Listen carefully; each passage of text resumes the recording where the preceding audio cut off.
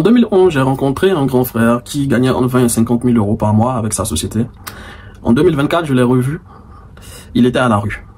Et tout ça à cause d'un mariage qui a viré au cauchemar. Il m'a raconté ce qui s'est passé et j'en déduis une leçon que je vais partager aujourd'hui avec vous. Parce que c'est une leçon qui nous touche nous tous, les hommes comme les femmes. Et il faut clairement qu'on en parle.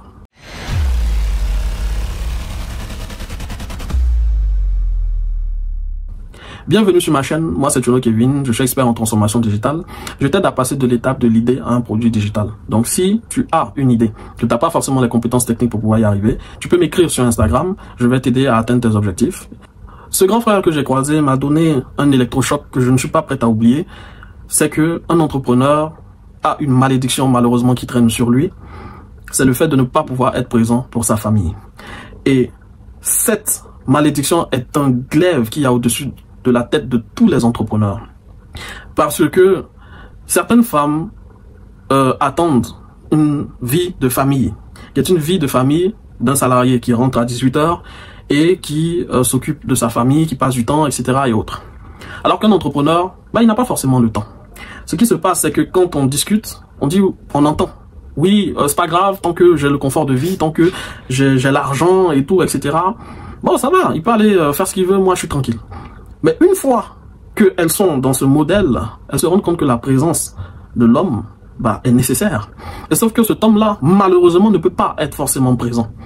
Et s'il est présent, son business peut s'effondrer également. Il devient très difficile de concilier business et famille quand on est entrepreneur. Et ça devient la cause d'énormément de ruptures, quand bien même ces entrepreneurs peuvent être financièrement très établis. Nous rentrons dans un rapport de force culturelle où on a connu des femmes traditionnelles et des femmes modernes. Les femmes traditionnelles sont celles qui restent à la maison, qui s'occupent de la famille. Et les femmes modernes sont celles qui ont une carrière, qui rapportent de l'argent également au foyer. Et c'est un choc culturel qui est en train de se passer parce que certains hommes veulent à la fois que cette femme soit traditionnelle et qu'elle s'occupe de la famille et en même temps veulent qu'elle participe aux charges de la famille. C'est pour moi un non-sens. Et de cette même manière, inversement, on est dans un modèle où certaines femmes veulent que l'homme participe à 100% à toutes les charges de la famille parce que c'est un homme. Et quand bien même elles gagnent de l'argent, elles veulent que celui-ci baisse leur principe de ne pas avoir cette femme qui est à la maison. C'est également un non-sens. Et quand on est entrepreneur, ce qui se passe, c'est que si on n'a pas discuté de cette organisation avec son partenaire, ce qui se passe, c'est qu'on va dans le mur. Peu importe la durée que ça va prendre, il y aura une frustration grandissante qui va s'installer.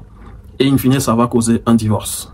Là, je ne parle pas des personnes qui ont la mentalité facile de divorcer pour une cuillère qui tombe, etc. Parce que, évidemment, je ne suis pas forcément dans ce modèle de catalogue de dire que les femmes viennent quand le château est déjà construit et qu'elles passent 1 an, 2 ans après, elles veulent divorcer et ramasser toute la maille que cet homme a glané. Je ne suis pas dans ce cas de figure, même si c'est des cas de figure qui sont aujourd'hui très médiatisés. Je ne pense pas. Je pense qu'il y a un équilibre à essayer de trouver entre l'homme et la femme.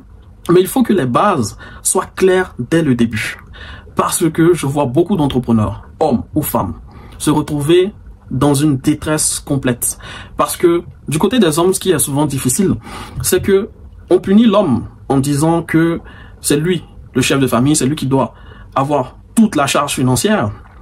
Et quand arrive le moment où les discordes interviennent et qu'il doit partir, celui-ci, puisqu'il avait toutes les charges financières, il n'a pas pu économiser. Et il n'a pas économisé, mais au divorce, c'est à lui qu'on doit couper carrément la moitié du patrimoine. C'est lui qui doit payer les pensions alimentaires, alors que ce monsieur n'a même plus un rond. Et c'est ce qui est arrivé à cette personne qui donnait tout pour sa famille.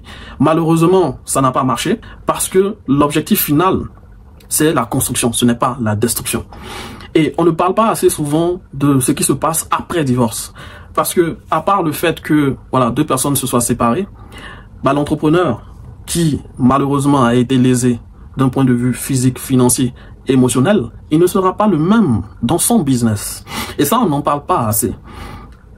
Le choc émotionnel qui peut se passer dans ta vie peut affecter ton business. C'est pour ça que les entrepreneurs doivent cultiver la paix et le respect dans tout leur entourage.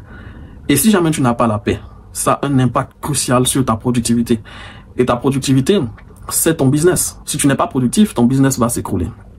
Alors, le conseil que je peux donner à mes jeunes frères, à mes jeunes sœurs, toi qui veux être entrepreneur, c'est qu'un entrepreneur, ce n'est pas un salarié. Un entrepreneur n'a pas la même vision, n'a pas la même organisation, n'a pas le même mode de vie de cellule familiale qu'une personne qui est salariée. Il faut à tout prix que tu mettes les choses au clair avec ton partenaire. Et ce n'est pas dans la bouche. Tout le monde dit oui dans la bouche. C'est dans les actes. Il faut que vous puissiez vivre la réalité de l'entrepreneuriat, l'absence de cette personne au quotidien, et que tu sais que tu peux accepter ça avant qu'on passe l'étape du mariage. Si tu te lances dans une aventure risquée, en baissant tes principes, etc. et autres, ça ne va pas bien se passer pour toi, mon ami. Mon ami, avec eux également, parce que les femmes également sont concernées. Oui, les femmes ont beaucoup plus de pression quand elles sont entrepreneurs que les hommes.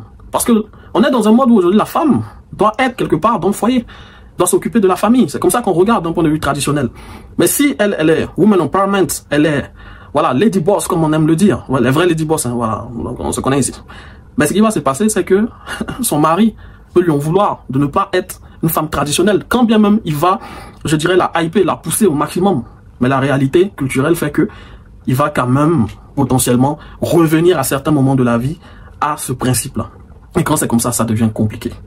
J'invite tous les entrepreneurs, femmes ou hommes, à ne pas se précipiter dans un projet de mariage, de bien asseoir les bases avant d'y aller. Et il faut savoir que un entrepreneur, c'est souvent un loup solitaire. Il faut accepter de potentiellement vivre jusqu'à la fin de sa vie sans fonder de famille. C'est triste à dire, mais c'est comme ça que tu pourras préserver tes intérêts personnels. Mais au-delà de ça, il faut savoir qu'un entrepreneur, c'est aussi quelqu'un qui pourvoit à des familles. Un entrepreneur qui a une société qui emploie des personnes, ces personnes-là ont une famille. Donc, grâce à ton sacrifice d'être peut-être le loup solitaire, mais grâce à ce sacrifice, tu offres la famille aux autres. Si tu ne peux pas toi-même avoir ton propre bonheur, peut-être que le fait d'offrir le bonheur aux autres est peut-être la raison pour laquelle tu es là dans ce monde.